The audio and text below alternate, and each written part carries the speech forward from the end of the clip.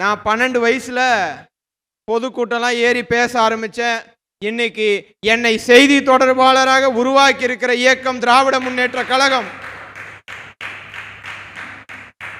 சாதாரண நடத்துனராக இருந்து வளர்ந்த ஒரு எளிய குடும்பத்திலிருந்து வந்தவர் அண்ணன் ஏவாவேலு அவர்கள்.